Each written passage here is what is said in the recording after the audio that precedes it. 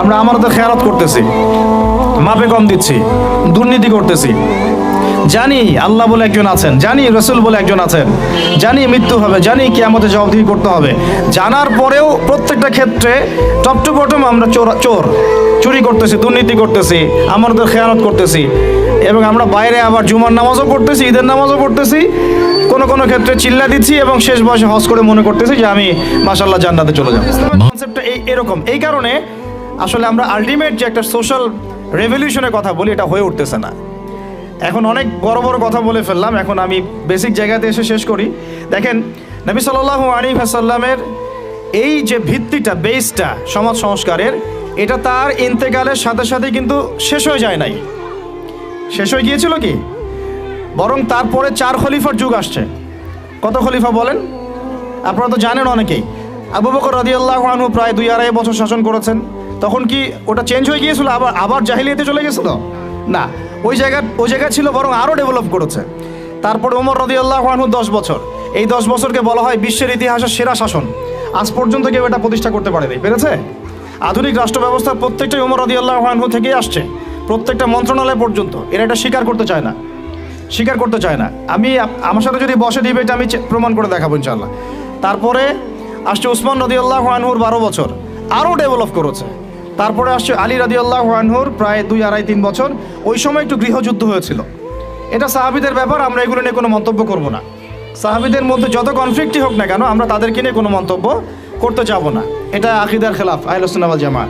তো 4 খলিফার 30 বছরে ইসলাম আরও আগায় গেছে, পিছায় নাই, কিন্তু এক পাও পিছায় নাই, আলহামদুলিল্লাহ। এরপরে কি ইসলাম থেমে গেছে? না। এরপর আসছে উমাইয়াদের শাসন। উমাইয়ারা 97 বছর শাসন করছে ওই প্ল্যাটফর্মের উপর দাঁড়াই। তারপরে শাসন করছে আব্বাসীয়রা প্রায় 550 বছর ওই প্ল্যাটফর্মের উপর দাঁড়াই। বরং আব্বাসীয়দের সময় আপনারা জানেন, ওই যে খলিফা আল মামুনের নাম শুনেছেন না? খলিফা আল মামুন। তো তখন দেখা যায় যে বাইতুল হিকমা, আমরা যেটাকে বলি দ্য নলেজ অফ উইজডম, বাগদাদে প্রতিষ্ঠা করা হয়েছিল। পৃথিবীর ইতিহাসে এইরকম সমৃদ্ধ বিশ্ববিদ্যালয় লাইব্রেরি কখনো হয় নাই, যেটা 1258 সালে এই তাতার মঙ্গলরা এসে ধ্বংস করেছিল। ওখানে প্রায় 6 লক্ষ কিতাব ছিল। ওই 6 লক্ষ কিতাবকে তারা পুড়িয়েছে, এই ইউফ্রেটিস নদীতে ফেলে দিয়েছে। ওই কিতাবগুলো এখনও পাওয়া যায় নাই। না জানি এই কিতাবে কী কী জ্ঞান ছিল আমরা জানিও না, কিন্তু এগুলো এখনও আনা হয়নি, পাওয়া যায়নি। আর ওরা আমাদের সভ্যতা ধ্বংস করে দিয়েছিল। এই যে মঙ্গলরা, তাতারিরা, হালাকু খায়, চেঙ্গিস খানের বংশধর যারা, তো এগুলো হয়েছে হিস্ট্রিতে। ওই জ্ঞানতাত্ত্বিক রেভলিউশনের উপর দাঁড়াই, ইকরা বিসমি রাব্বিকাল্লাযী খালাক, ওর উপর দাঁড়াই এই যে আমাদের খলিফারা শাসন করেছেন এভাবে। তারপরে আসছে মামলুকরা। মামলুকদের হাতে আবার এই যে আপনার এই যে কি যুদ্ধটার নাম, যেটা ইয়াদের সাথে হয়েছে, এই মঙ্গলদের সাথে, আইন জালুত, এটার নাম হচ্ছে আইন জালুতের যুদ্ধ। এই যুদ্ধে আবার মঙ্গলরা পরাজিত হয়েছে, তখন মঙ্গলদের দাপটটা কমে যায়। তারপরে আবার শাসন করেছে আইয়ুবীরা।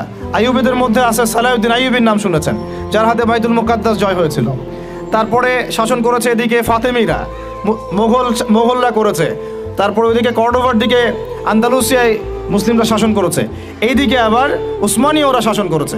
এইভাবে প্রায় 1250 বছর পুরো মুসলমানরা বিশ্বে শাসন করেছে ওই জ্ঞানতাত্ত্বিক বিপ্লবের উপর দাঁড়ায়।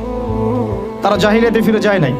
যখনই মুসলমানরা ইমান দুর্বল হয়ে গেছে, আমল দুর্বল হয়ে গেছে, আপনার তাসকিয়া দুর্বল হয়ে গেছে, হারাম রিজিক খাওয়া শুরু করেছে, দুনিয়াদার হয়ে গেছে, আমাদের চেতনা শেকড় ভুলে গেছে, হ্যাঁ, আমাদের মানে ইকোনমি নষ্ট হয়ে গেছে, পলিটিক্যাল অ্যাফেয়ার্সের গন্ডগোল চলে আসছে, তখন থেকে আস্তে আস্তে আমরা আবার এই ডমিনেটেড হয়ে গেছি। একে লাস্ট আমি হিসাব করেছি প্রায় 220 বছরে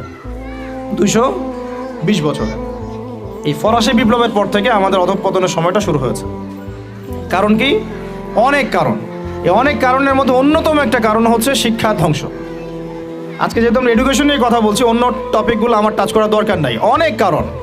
এই আমাদের যে লাস্ট 220 বছরে এই অধঃপতন, যে এখন আমাদেরকে নামাজের মাসালা শেখাতে হয়, ওজুর মাসালা শেখাতে হয়, আমাদের ছেলে মেয়েদেরকে ওমর, খালিদ, হামজার নাম শোনাতে হয়, চিনাতে হয়, হ্যাঁ, ইতিহাস জানাতে হয়, ফিকের মাসালা শেখাতে হয়। কোরআন তেলাওয়াত করতে পারে না 80% মানুষ।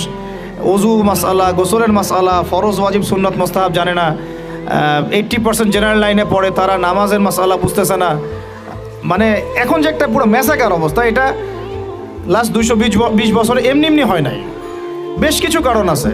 তার মধ্যে আমি একটা কারণ ফাইন্ড আউট করেছি, সেটা হলো এই ইকোনমিক কারণ, একটা পলিটিক্যাল কারণ, একটা হচ্ছে সাংস্কৃতিক আগ্রাসন, একটা হলো কাফেরদের দৌরত্ব, একটা হলো আমাদের চেতনা মানে নষ্ট হয়ে যাওয়া, শেকড় থেকে দূরে সরে আসা।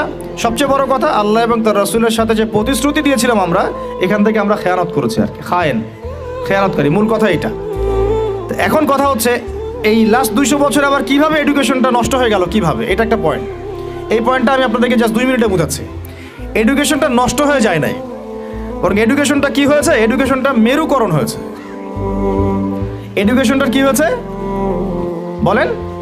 মেরুকরণটা কি? মেরুকরণ মানে হচ্ছে যে আমরা এটাকে শিক্ষা, যে আসলে শিক্ষাই, ইসলামী শিক্ষাও শিক্ষা, ইংরেজি শিক্ষাও শিক্ষা, ম্যাথামেটিক্সও শিক্ষা, সায়েন্সও শিক্ষা, আর্টসও শিক্ষা, কমার্সও শিক্ষা, যতক্ষণ না সেটা কোরআন সুন্নাহর সাথে সাংঘর্ষিক হয়, সব কিছুই জ্ঞান। এই কনসেপ্টটা আমরা ভুলে গেছি। এই কনসেপ্টটা আমাদের বাপ দাদাদের ছিল, মানে 1200 বছর আগে যারা ছিল তাদের এই কনসেপ্টটা ছিল। আমি যে কলমটা দিয়ে কথাগুলো লিখেছি না, এই কলমের যে বলটা আছে, এই বলটা আবিষ্কার করেছে মুসলমানরা, এই কলমটা আবিষ্কার করেছে মুসলমানরা। এই যে কফিটা খাইতে খাইতে আমি এটা লিখছি, এই কফিটা আবিষ্কার করেছে মুসলমানরা। এই কাগজ, এই যে আপনার দফতর, চেয়ার, এই টেবিল, মানে আপনি যেগুলো দেখতেছেন সামনে, যা সামনে দেখতেছেন আপনি, সবই মুসলমানদের।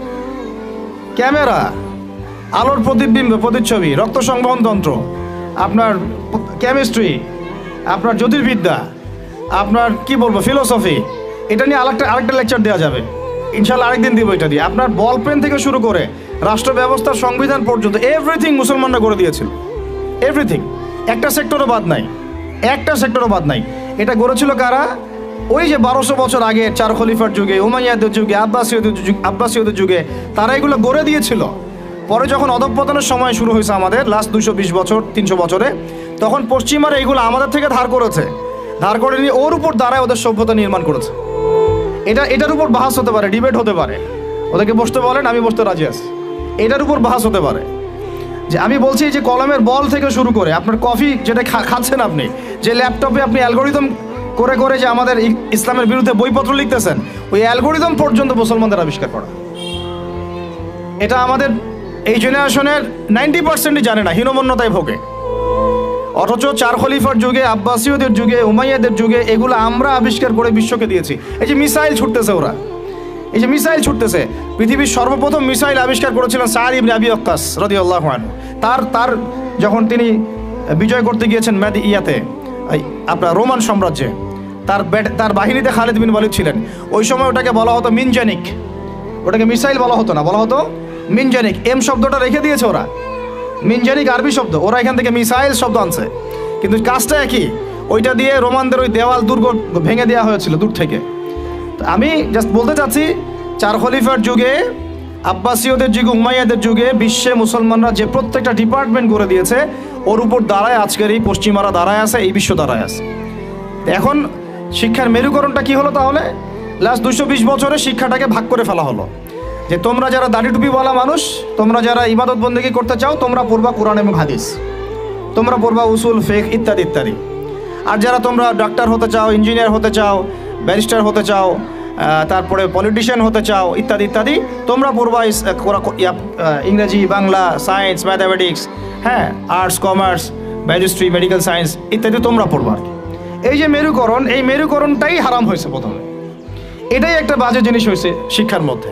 কখনো মেরুকরণ ছিল না, বরং ওমর রাদিয়াল্লাহু আনহুকে আপনি দেখেন, ওমর রাদিয়াল্লাহু আনহু একজন ফকিহ, একজন হাফেজ, একজন আলেম, একজন বিজ্ঞ খলিফা, পাশাপাশি একজন রাষ্ট্রপ্রধান।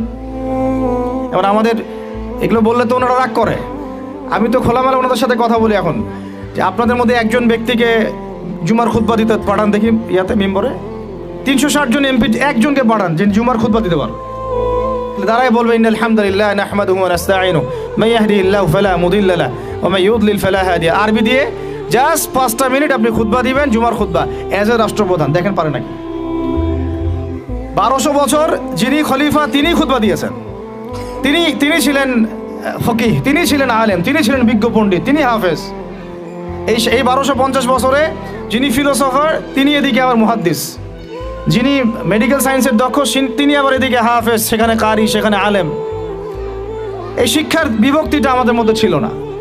সেকুলার কনসেপ্টগুলো যখন আসছে এই লাস্ট 200-300 বছরে, তখন থেকে আস্তে আস্তে শিক্ষাটাকে এইভাবে ভাগ করে আমরা একাকার করে ফেললাম। এখন একজন মসজিদের ইমাম সাহেবকে আপনি যদি জিজ্ঞাসা করেন যে সিরিয়ার রাজধানীর নাম কি, বলতে পারবে না অনেকেই। অর্থনীতির এটা কি, বিটকয়েন কি জিনিস, ও বলবে এটা আবার কি জিনিস। ক্রিপ্টোকারেন্সি কি, বলবে এটার নাম তো জীবনে শুনি নাই, অথচ এটা ইকোনমিক্সের একটা বেসিক জিনিস। ইনফ্লেশন কি দেখবেন অনেকেই বলতে পারতেছে না, কিন্তু সে দাওরাত হাদিস পাস করেছে, ইফতা দিয়েছে, তাখাসুস করেছে। তাহলে শিক্ষাটাকে আমরা এভাবে ভাগ করে ফেললাম। এদিকে আবার যারা জেনারেল লাইন আমরা পড়েছি, ধরেন জিজ্ঞাসা করেন যে ফরজ গোসল কেমন করে করতে হয়, সবাই ফরজ গোসল করি, কিন্তু আমরা যারা ম্যাচিউরড এবং ম্যারিড অনেকেই মাসালা ভুল আছে। অনেকেই পর্দা করে, পর্দার ফরজগুলো বলতে পারবে না। নামাজ, সবাই নামাজ পড়ে, নামাজের আরকান আহকামগুলো বলতে পারতেছে না। আমাদের এই যে ইয়াং জেনারেশন যারা স্কুলে, কলেজ, ইউনিভার্সিটিতে পড়েন, আপনি সবাইকে ধরে ওযুর খালি 4টা ফরজ জিজ্ঞাসা করেন, ওযু 4 ফরজ কি বলো দেখি, দেখবেন বলতে পারতেছে না। এই যে অবস্থাটা, এটা কি আপনাদের কাছে মনে হয় এমনি হঠাৎ করে হয়েছে? নো, এটা বিগত 100-200 বছরের ওদের মেহনতের ফসল। আর আপনারা কি চাচ্ছেন এটা একদিনে একটা স্কুল দিয়ে চেঞ্জ করতে? মোটেই পসিবল না, আর মোটেই পসিবল না। আর যদি মনে করেন একজন ভাই, একটা সরকার, একটা প্রশাসন, একটা ইসলামিক দল, তার উপর দায়িত্ব চাপাই দিলে আমরা দায়মুক্ত হব, কোনোদিনও সম্ভব না। আমাদেরকে আরও এরকম 30-40 বছরের একটা মিশন নিয়ে নামতে হবে। 30 বছর একটা মিশন নিয়ে নামতে হবে। 30 ইয়ার্সে আমরা কোন জেনারেশন দেখতে চাই। এই আমার মেয়েটার বয়স যখন, এখন বয়স ওর 5 বছর 6 বছর, ওর বয়স যখন 20 বছর হবে, তখন আমি ওকে কোন জায়গায় দেখতে চাই, এবং এই 15 বছর আমি কিভাবে পড়ালে ওকে আমি ওই জায়গায় নিতে পারবো, এই ফিকিরটা আমাদেরকে করতে হবে। এখন কাজ মোটামুটি করা হয়ে গেছে, খালি দরকার সমন্বয়। এই দুইটাকে সর্বোচ্চ সমন্বয় করা। এখন সমন্বয় আবু তোহা আদনান ভাই করবে না, সমন্বয় মিজানুর রহমান আজহারি ভাই করবে না, সমন্বয় বাংলাদেশের শিক্ষামন্ত্রীর দিকে তাকায় থেকে লাভ নাই, সমন্বয় অমুক হুজুর তমুক দল তারা করবে না। সমন্বয়ের দায়িত্ব আপনাদের সবার। কারণ সন্তান তো আপনার ফিকির কি, আপনার চিন্তা কি। আমরা সবাই রেডিমেড পাইলে সেখানে গিয়ে একটা জিনিসকে মানে নার্সিং করতে চাই, যে ওরা করুক তারপরে গিয়ে আমি জয়েন হব না। এই চিন্তাটাই ত্যাগ করতে হবে। আপনাদেরকেই তৈরি করতে হবে প্ল্যাটফর্ম, আপনাদেরকে প্ল্যাটফর্ম তৈরি করতে হবে। আমি খোলামেলা কথা বলতেছি, আপনাদেরকে জায়গা দিতে হবে রংপুরে। যদি রংপুরে চান যে এরকম কোনো স্কুল না, এটা তো স্কুল একটা বিগিনিং, প্লে থেকে 5 পর্যন্ত, ওরা মাস্টার্স পড়বে না, মাস্টার্স পরীক্ষা দিবে না, ওই পর্যন্ত তো আরও 15 বছর বাকি আছে। এই 15 বছরে তো এই লাইনে গেলে ওকে জানোয়ার বানায় দিবে। এই 15 বছর যদি এই লাইনে যায়, দেখা এমন হতে পারে ও সমকামী হয়ে গেছে। ও কয়দিন পরে এসে একটা ছেলেকে বিয়ে করে এসে বলবে যে ও তো মনে মনে মেয়ে, তাই বিয়ে করছি। তখন আপনি মুখ দেখাবেন কিভাবে? এমন তো হইতেই পারে। অস্বাভাবিক কিছু না, এগুলো হচ্ছে তো এখন। তো এখন আমি খোলামেলা কথা বলতেছি যে এই দায়িত্বটা আমার বা আমাদের একার নয়। ভুল ধরা যাবে অনেক, আমাদের সীমাবদ্ধতার শেষ নাই, ভুলের কোনো শেষ নাই, স্বীকার করতেছি। এরা চেষ্টা করতেছে, কিন্তু আমি জানি চেষ্টাটা মানে প্রয়োজনের তুলনায় নিতান্তই কম। আমাদেরকে সবাই মিলে চেষ্টা করতে হবে। আগে দরকার জায়গা। যদি আপনার জায়গা থাকে বা আপনাদের যদি জায়গা থাকে, আগে আপনারা জায়গা দেন রংপুর শহরে। কারণ আমরা চাই না যে কোনো জায়গায় কারো বাসায় ভাড়া নিয়ে আমাকে প্রতিষ্ঠান করতে হয়, এটা আমি চাই না। এটা আমরা কেন করব এটা? আমরা যদি আমাদের বাচ্চাদের ফিউচারের জন্য উদ্বিগ্ন থাকি, তাহলে আপনারও তো উদ্বিগ্ন হওয়া উচিত। আপনার যদি 100% জমি থাকে, 10% দিয়ে দেন, 20% দিয়ে দেন, 50% ওয়াকফ করে দেন। এটা আপনার কেয়ামতের জন্য, কেয়ামতের মাঠ পর্যন্ত জারিয়া হয়ে থাকবে ইনশাআল্লাহ। এটা তো আমার দায়িত্ব না, এটা আপনারও দায়িত্ব। আপনার যদি ব্যালেন্স থাকে, আপনি এখানে কন্ট্রিবিউট করেন, বিল্ডিং নির্মাণ আপনি করেন। আমার কাছে বলেন ভাই আপনি কি দিতে পারবেন, আমি আপনাকে পুরো সিলেবাস করে দিতে পারবো ইনশাআল্লাহ, একদম প্লে থেকে নিয়ে মাস্টার্স পর্যন্ত। আমি কিন্তু এমনি কথাগুলো বলি নাই। আমাকে যদি গভর্নমেন্ট এখনও ডাকে, কল করে উপরের লেভেল থেকে, আমি বলছি 5 বছর সময় নেব, খালি জাস্ট 5 বছর সময় নিব ইনশাআল্লাহ। আমাকে 100 জনের প্যানেল দিয়ে দেন, পুরো শিক্ষা সিস্টেম চেঞ্জ করে দেওয়া যাবে ইনশাআল্লাহ। আল্লাহ পাক আমাদেরকে বুদ্ধি প্রতিবন্ধী হিসেবে তৈরি করেন নাই। যারা আছে এদের মাথায় কি আছে, এরা কি পাস করে আসছে, এটা আমরা খুব ভালো করে জানি। কিন্তু আমরা অন্যকে আন্ডারএস্টিমেট করতে যাচ্ছি না। আমাদের নিজেদের উপর কনফিডেন্স আছে আমাদের, এটাকে চেঞ্জ করা খুবই সম্ভব, ভেরি মাচ পসিবল। এই ক্লাস 5 পর্যন্ত বাচ্চাদেরকে যদি আমরা এভাবে গড়ে তুলতে পারি, আস্তে আস্তে পর্যায়ক্রমে 8, 9, 10 এভাবে গিয়ে আমরা ইনশাআল্লাহ মাস্টার্স পর্যন্ত যেতে পারবো ইনশাআল্লাহ। আর যদি দেখা যায় না এই সিস্টেমে পারছি না, তাহলে কোনো সমস্যা নেই, আমরা এটার নাম মাদ্রাসা দিয়ে দিব। কোনো সমস্যা নাই। তহা জিন্নুরাইন ইসলামিক স্কুলের দরকার নাই, আমার তহা জিন্নুরাইন ইসলামিক মাদ্রাসা থাকলেও চলবে, স্কুলই হতে হবে শেষে, নট নেসেসারি। আমার দরকার সিলেবাসটা কি, আমি পড়াচ্ছি কি, আমার এনভায়রনমেন্ট কি, আমার বাচ্চারা খেলতেছে কি না, ভালো খাচ্ছে কি না, ওর পরিবেশ কেমন, এটা মূল কথা, আমার টাইটেলটা মূল কথা না। আর এই প্রজেক্টটা আমরা চাই সারা বাংলাদেশের 64টা জেলায় একটা করে বড় বড় ইউনিভার্সিটি হোক এবং 68,000 গ্রাম বাংলায় একটা করে মক্তব হোক। তাহলে দেখবেন আগামী 20 বছরে আমি ইনশাআল্লাহ আপনাদেরকে একটা প্রজন্ম করে দিতে পারবো ইনশাআল্লাহ। তবে এই দায়িত্বটা কিন্তু আমার একার না। আমি আপনাদেরকে উদাত্ত আহ্বান খোলামেলা বলতেছি, আপনাদেরকে আগে আসতে হবে। জায়গা থাকলে জায়গা দেন, আপনাদের অর্থের কন্ট্রিবিউশন করতে পারেন সেটা করেন, যদি আপনি ব্যালেন্স দিতে পারেন সেটা করেন, ফাইন্যান্সে হেল্প করতে পারেন সেটা করেন। যদি আপনি এটা এত কিছু না পারেন, আপনার কিছু একটা বিল্ডিং আছে আল্লাহর জন্য দিয়ে দেন, এটা আপনি আমাদেরকে দিচ্ছেন না, আল্লাহর জন্য দিচ্ছেন। আপনি যদি এটাও না পারেন, অন্তত তাহাজ্জুদে আমাদের জন্য দোয়া করেন, অন্তত দোয়া করেন, অথবা বুদ্ধি দেন, পরামর্শ দেন, বা ধৈর্য ধরে সবর করে আমাদের সাথে থাকেন, থেকে 10টা বছর ওয়েট করেন, দেখেন কি হয়। আমার শুধু আমার মেয়েকে নিয়ে ফিকির না তো, এই প্রত্যেকটা বাচ্চা আমার বাচ্চা, আল্লাহর কসম করে বলতেছি। প্যালেস্টাইনে যখন আমরা দেখি যে আমাদের এক একটা বাচ্চা না খেয়ে মারা যাচ্ছে, তখন আমার নিজের যৌবনের উপর আমার ধিক্কার আসে যে আমি যুবক হয়ে এখানে বসে আছি, আর আমি এই মানে কি বল মন্দের ভালো কিছু কাজ করার চেষ্টা করতেছি, অথচ আমাদের এই যে কচিকাঁচা বাচ্চাগুলো প্রত্যেকদিন বোমের শিকার হচ্ছে। ধিক্কার আমাদের যৌবনের উপরে, আর ধিক্কার আমাদের ক্ষমতার উপরে, আর ধিক ওইসব রাজতন্ত্রের উপরে যাদের ভিত্তির উপর দাঁড়ায় ওই কাজগুলো তারা করতেছে। তো আমি বলতে গেলে অনেক বেশি আবেগী হয়ে যাই, তো ওইদিকে আমি যাচ্ছি না। বাচ্চাদের ক্ষুধা পাইছে, আমি শেষ করে দিচ্ছি।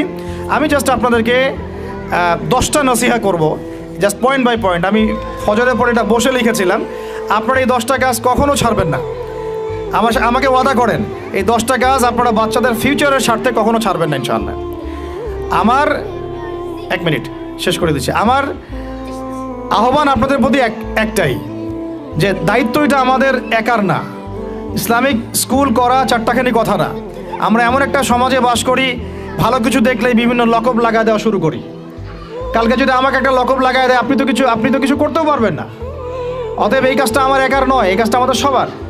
ভালো কিছু দেখলেই আমরা ট্যাগ লাগানো শুরু করি। আর আমাদের ভিতরে যে শত্রুটা আছে, এরা থাকলে বাইরের শত্রুর দরকারই নাই।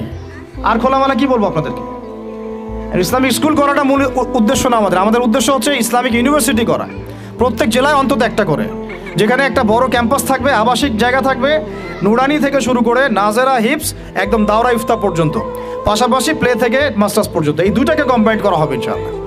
এটার জন্য আপনাদের পক্ষ থেকে আমাদের দরকার সহযোগিতা। আমি এভাবে কিন্তু কখনো সহযোগিতা কখনো অনলাইনেও চাই না, অফলাইনে বলিনি কখনো। যতটুকু পারছি আমরা নিজেদের মতো করে করছি, বাট এটা আমার একার পক্ষে আর পসিবল না, আমাদের পক্ষে মোটেই পসিবল না। আমাদের বড় জায়গা দরকার, মাঠ দরকার, এরা খেলবে, আবাসিক জায়গা দরকার, তারপরে এদের ধরেন যে ভালো ভালো টিচার আনবো, আমাকে ভালো স্যালারি দেওয়া লাগবে। আমি যদি ট্রেনার আনতে চাই, আমাকে আরও ভালো স্যালারি দিতে হবে। আমার দরকার উন্নত পরিবেশ, হাইলি রেকমেন্ডেড একটা ক্যাম্পাস। আমার দরকার স্থায়ী ক্যাম্পাস, যেটা আমাদের স্থায়ী তহা জিন্নুরাইন অ্যারাবিক মাদ্রাসার নামে ওয়াকফ করা, যেখানে অন্য কারো হস্তক্ষেপ থাকবে না। যে আমাদেরকে বাড়ির মালিক বললেই 2 দিন পর বলতে পারবে না যে কালকে ছেড়ে দেন বাড়ি, পরশুদিন ছেড়ে দেন বাড়ি, মানে মগের মূল্য। একটা প্রতিষ্ঠান মুহূর্তের মধ্যে তো ছেড়ে দেওয়া যায় না, একটা স্বপ্ন নিয়ে আমরা দাঁড়াইছি এখানে। তো এগুলো যারা বুঝে না, তাদের সাথে তো আমাদের কথা বলে লাভ নয়। যারা বুঝেন তাদের প্রতি আমার উদাত্ত আহ্বান, আপনারা আপনাদের জায়গা থেকে আগায় আসেন ইনশাআল্লাহ। এটা আমাদের জন্য না, আপনি আপনার সন্তানের জন্য, এই সমাজের জন্য, এই জাতিকে ভালো কিছু দেওয়ার জন্য, একটা প্রজন্ম বিনির্মাণের স্বার্থে আপনারা আমাদের সাথে থাকবেন ইনশাআল্লাহ। এটা আমরা আশা করি আপনাদের কাছে। তো আমার 10টা নসিহত হচ্ছে, 1, যে আমাদের বাচ্চাদেরকে ওদের লক্ষ্যটাকে স্থির করাবেন, ওদের জীবনের লক্ষ্যটাকে। 1 নাম্বার, ওদের জীবনের লক্ষ্য হবে জান্নাত। এবং আমাদের বরেণ্য যে মানে সিংহ পুরুষরা আছেন উম্মার, ওদেরকে চিনাই দিবেন, ওদের মতো ওদেরকে হতে বলবেন। তোমাকে হামজার মতো হতে হবে, তোমাকে খালিদের মতো হতে হবে, তোমাকে ওমর ইবনে খাত্তাবের মতো হতে হবে, তোমাকে আলী ইবনে আবি তালেবের মতো হতে হবে, তোমাকে মারিয়াম আলাইহিস সালামের মতো হতে হবে, তোমাকে আয়েশার মতো হতে হবে। এই চেতনাগুলো ছোটবেলা থেকে ওর মধ্যে ইনস্টল করেন। ও সামনে একটা রোল মডেল দেখবে যে আমাকে এরকম হতে হবে। এইসব ক্যাটরিনা সব ফেলান, এগুলা পরিমণি সব ফেলান, এগুলো বাদ দেন। যা চলতেছে যে সাকিব টাকিব সব বন্ধ করেন, এইসবে কোনো ফিউচার নাই। এসব ফিউচার হয়তো দুনিয়াতে কিছু দিতে পারে, কিন্তু পরকালে আল্লাহ পাকের আযাব গজব থেকে বাঁচার কোনো অপশন নাই। 2 নাম্বার, সন্তানকে নিজের মনে করবেন না, সন্তানকে মনে করবেন এটা আল্লাহর আমানত আপনার কাছে। এই আমার ছেলে, এটা আমার ছেলে না, এই ছেলেটা আল্লাহ পাক আমাকে দিয়েছেন। বিশ্বাস করেন, আমরা তো ওকে নেওয়ার জন্য চেষ্টাও করি নাই। এমন হয়নি আপনাদের সময়? সন্তান না চেষ্টা করতো সন্তান আসে নাই? কোনো কোনো ক্ষেত্রে এমন হয়েছে সন্তান নষ্ট করার মানুষ চেষ্টা করছে, তাও সন্তান আল্লাহ দিয়েছেন। সন্তান আমার না, সন্তান আল্লাহর দেওয়া, আমার কাছে আমানত। একে যদি আমি সুসন্তান রূপে মানুষ না করি, আগামী দিনে ওমর না বানাই, তাহলে আল্লাহ আমাকে ধরবেন। That's all. 1 নম্বর, সন্তানকে ওর গন্তব্য চেনাবেন, ওকে আমাদের সিংহ পুরুষদেরকে পরিচয় করাই দিবেন, ওর মতো তাদের মতো হতে বলবেন, এবং সন্তানকে আপনার নিজের মনে করবেন না, সন্তানকে মনে করবেন আল্লাহর দেওয়া জাস্ট একটা আমানত। 3 নম্বর, সর্বোচ্চ সেরা কারিকুলাম যারা দিচ্ছে ওই রকম প্রতিষ্ঠানে আপনি ওকে পড়াবেন। এরকম প্রতিষ্ঠান যদি সরকার দেয় তাহলে সরকারি প্রতিষ্ঠানে পড়াবেন, আমার কোনো সমস্যা নেই। যদি না দেয় তাহলে বেসরকারি, আর যদি বেসরকারিও না থাকে তাহলে আমরা গড়ে তুলবো ইনশাআল্লাহ, ইনশাআল্লাহ তাআলা। 3 নম্বর হচ্ছে এটা, 3 নম্বর। 4 নম্বর, আল্লাহর ওয়াস্তে, এটা আমি প্রথমে বলতে চাইছিলাম, আল্লাহর ওয়াস্তে ডিভাইসের এডিকশন থেকে বাচ্চাদেরকে বাঁচান। ডিভাইসের এডিকশন এত মারাত্মক যে আমি নিজে এখন কোরআনের আয়াত ভুলে যাচ্ছি দিন দিন। এই ডিভাইস আমার হাতে যেটা আছে এটা একটা পয়জন, এটা একটা হিপনোটাইজ করার যন্ত্র মানুষকে। এই মোবাইলের এডিকশন থেকে বাচ্চাদেরকে বাঁচাবেন আল্লাহর ওয়াস্তে। যদি আপনি বাচ্চাকে হাফেজ বানাতে চান, আলেম বানাতে চান, কারি বানাতে চান, মুহাদ্দিসা বানাতে চান, এটা হাতে থাকলে আপনি পারবেন না। এটাতে এডিক্টেড হয়ে গেলে আপনি কোনোভাবেই বাচ্চাকে মেমোরি ধরে রাখতে পারবেন না। বহু হাফেজে কোরআন ভুলে গেছে দিন দিন এটার কারণে। এটার মধ্যে অ্যাডাল্ট্রি অনেক কিছু আছে, ওরা এগুলো বোঝে, ওরা এগুলো এখন বোঝে, কিন্তু ওরা ছোট নাই এখন। এগুলো একটা কার্টুন দেখতে গিয়ে ওরা 10টা দেখে ফেলবে, আজে বাজে জিনিস দেখে ফেলবে। এটার মানে ব্যবহারটাকে নিয়ন্ত্রণ করেন, ডিভাইস এডিকশনটা বন্ধ করেন, আল্লাহ পাক তৌফিক দান করেন, আমিন। 5 নাম্বার হচ্ছে ম্যানুফ্যাকচার্ড কোনো খাবার বাচ্চাদেরকে খাওয়াবেন না। ফিজিক্যালি ওদেরকে ফিট রাখার চেষ্টা করবেন। ম্যানুফ্যাকচার্ড খাবার মানে একটু আগে দেখলাম যে বাইরের খাবারগুলো এটা খাচ্ছে, চিপস টিপস ইত্যাদি, এগুলা ওর হজম শক্তি নষ্ট করবে, ফিজিক্যাল স্ট্রেংথ নষ্ট করবে, ওর মেমোরি শার্প হতে দিবে না। ওকে ভিতর থেকে ওই যে একটা শব্দ একটু আগে বলেছে এক ভাই, যে ব্রয়লার মুরগি বানাই দিবে, আসলেই তাই বানাই দিবে। আমরা ঢাকা শহরে যখন থাকি, ছেলেপেলেদের 15 বছরের ছেলের ভুঁড়ি দেখলে আমাদের মনে হয় যে কী একটা অবস্থা। ফাস্টফুড, পিৎজা, বার্গার, কফি, এইগুলাই ওদের জীবন। তো এইরকম হইলে এই ছেলেপেলেগুলো না ফিজিক্যালি স্ট্রং থাকতে পারবে না মেন্টালি। আর মনে রাখবেন, কোরআনে আল্লাহর কিতাবের মধ্যে আল্লাহ পাক নেতৃত্ব দেওয়ার 2টা গুণাবলী বলেছেন। কয়টা বলেন? মাত্র 2টা। নেতৃত্ব দেওয়ার জন্য ওই রকম জায়গায় যেতে হলে 2টা গুণাবলী এনশিওর করতে হয়। একটা হচ্ছে ফিজিক্যাল স্ট্রেংথ, একটা হচ্ছে ইলমের স্ট্রেংথ। বাস্তাতাম ফিল জিসমি ওয়াল ইলম আও বাস্তাতাম ফিল ইলমি ওয়াল জিসম, মানে জ্ঞানে এবং দৈহিক শক্তিতে বলীয়ান হওয়া। ছোটোবেলা থেকে খাবারে যদি আপনারা সচেতন না হন, এই বাচ্চারা বড় হয়ে দেখবেন যে 15, 20, 30 বছরেই ভেঙে পড়ে গেছে। আমরা এটা চাই না। বিশুদ্ধ খাবার এবং ম্যানুফ্যাকচার্ড খাবার ত্যাগ করা, বাইরের খাবার বন্ধ, এবং যে রুট লেভেল থেকে ভালো খাবার এনে ওদেরকে খাওয়াবেন। পরিষ্কার পরিচ্ছন্নতাকে সর্বোচ্চ গুরুত্ব দিবেন, নিট অ্যান্ড ক্লিন থাকবে আর কি। আমার সাথে আমার পরিবারের যে মাঝে মাঝে যে একটু মিষ্টি ঝগড়া হয়, আমার একটা জিনিস নিয়ে ঝগড়া হয়, যে বাচ্চারা পরিষ্কার না কেন, ঝকঝকা না কেন, একদম সবসময় ঝকঝকা থাকবে, না হলে এই যে হাত দিয়ে এটা ধরতেছে, পেটে হাত দিয়ে, মুখে হাত দিবে, পেটটা নষ্ট হয়ে যাবে। বাচ্চাদের হাইজেনিক পরিবেশ দিতে হবে, আল্লাহ পাক তৌফিক দান করেন। এটা হলো 5। 6 নম্বর হচ্ছে নিয়মিত ওদেরকে খেলতে দিবেন। এটা আমি নিজে লিখেছি, কারণ ছোটোবেলায় আমরা অনেক খেলাধুলা করেছি। আমি একটু বুঝাই জাস্ট 1 মিনিটে। যত বেশি খেলবে তত স্ট্রেট হবে, মানে ঘামবে, যত ঘামবে তত ক্লান্ত হবে, যত ক্লান্ত হবে ঘামবে তত কোলেস্টেরল কমে যাবে, ব্লাড সার্কুলেশনটা খুব ভালো হবে। তারপরে যত খেলবে ও টায়ার্ড হবে, তখন ও খাবে বেশি, মানে ভালো জিনিস খাবে বেশি, রুচি বাড়বে। যত ভালো খাবে ঘুম তত ক্লিয়ার হবে, ঘুম যত ক্লিয়ার হবে ওর ব্রেন তত শার্প হবে, ব্রেন যত শার্প হবে ও অল্প সময়ে যা পড়তে পারবে, যা মুখস্থ করতে পারবে, এটা 10 ঘন্টায় আপনি পারবেন না। বিশ্বাস করেন, আমি আমার স্টুডেন্ট লাইফে কোনোদিনও মনে হয় 2 থেকে 3 ঘন্টার বেশি পড়ি নাই, কোনোদিনও না, কোনো পরীক্ষার আগেও না, এসএসসি, এইচএসসি, ইন্টার, মাস্টার্স, কোনো পরীক্ষার আগেও না। আমার তো মনে আছে যে আমি ওই ইন্টারমিডিয়েট পরীক্ষার আগে আমরা ভিডিও গেম খেলতে গেছিলাম, মোস্তফা, মনে আছে আপনাদের? মনে নাই অনেক। ওই যে কাচারি বাজারে, এই যে কাচারি বাজারে আগে এখানে একটা গেমিং জোন ছিল, আপনাদের অনেকে মনে আছে যারা আমার এজের আছেন, মনে নেই আপনাদের? হ্যাঁ ভাই, জানেন তো, বাক্সের মধ্যে থাকতো, হ্যান্ডেল থাকতো। কালকে পরীক্ষা বলছে, পরীক্ষা দূর, কিসের পরীক্ষা, আমার ইংরেজি আগে পড়া আছে, আমার পড়া লাগবে না, এত কনফিডেন্স, বিকজ 1 ঘন্টা পড়ছি, আমার হয়ে গেছে। তো এই হলো অবস্থা, মানে বাচ্চাকে খেলতে দিতে হবে, খেলতে দিলে ওর ব্রেন ডেভেলপমেন্টে অনেক কাজে দিবে, ক্ষুধা বাড়বে, ঘুম ভালো হবে, ইনশাআল্লাহ তাআলা ওরা পড়া দ্রুত মনে রাখতে পারবে ইনশাআল্লাহ তাআলা। 7 নাম্বার হচ্ছে ভাই, এটা আমাদের ভাই বোনদের জন্য, যে পারিবারিক বন্ধনটা ভালো রাখেন। যে পরিবারে হাজব্যান্ড ওয়াইফের বন্ধন ভালো না, ওই পরিবারে ভালো সন্তান গড়ে উঠবে না। ওর অনেক কিন্তু দেখবেন যে মানে মেন্টালি অনেক ডিপ্রেসড হয়ে যাবে। পারিবারিক বন্ডিংটা খুব ইম্পর্টেন্ট। এই জন্য আমরা দোয়া করি আল্লাহ পাক যেন সবার মধ্যে পারিবারিক বন্ডিংটা ভালো রাখেন এবং পারিবারিক কলহ থেকে আল্লাহ পাক আপনাদেরকে হেফাজত করেন, আমিন। আর অ্যাটলিস্ট বাচ্চাদের সামনে এগুলো করবেন না। যদি ঝগড়া হয় বা কথা কাটাকাটি হয়, অ্যাটলিস্ট বাচ্চাদের সামনে করবেন না। এগুলো বাচ্চাদের শিশু মনে অনেক প্রভাব ফেলে। আপনার উমর রাদিয়াল্লাহু আনহুর ঘটনা জানেন তো? উনি এত কঠোর কেন জানেন? আপনারা যে বলেন উনি কঠোর মানুষ ছিলেন, কেন জানেন? উনার বাবা তাকে ছোটবেলায় কঠিন শাসন করতেন, কঠিন শাসন। ঠিক আমি এরকম একটা পরিবেশে বড় হয়েছি। যারা খুব কঠিন শাসনে বড় হয় তারা হয় দুরকম হবে। এক, হয় তারা নষ্ট হয়ে যাবে, অথবা তারা উম্মাকে নেতৃত্ব দিবে। দুটার একটা। হয় তারা খুব মানে মেন্টালি খুব ডিপ্রেসড হয়ে যাবে, অথবা দেখা যাবে যে তারা কঠোরতার কারণে ওরা দেখবেন ইনশাআল্লাহ ইসলামকে নেতৃত্ব দিচ্ছে বা আল্লাহর বিধানের উপর কঠোর হয়ে গেছে। তো আপনারা পরিবারের মধ্যে একটা হৃদ্যতার বন্ধন রাখবেন, যাতে করে পারিবারিক বন্ধন ঠিক থাকে। বাচ্চাদের সামনে অ্যাটলিস্ট কোনো রকম কোলাহল বা ঝগড়াঝাটি বা গায়ে হাত তোলা বা যে সমস্যাগুলো আমাদের সমাজে হচ্ছে, এগুলো যেন কখনো না হয়। আল্লাহ পাক যেন আপনাদের পরিবারের বন্ধনটাকে সুন্দর রাখেন, আমিন।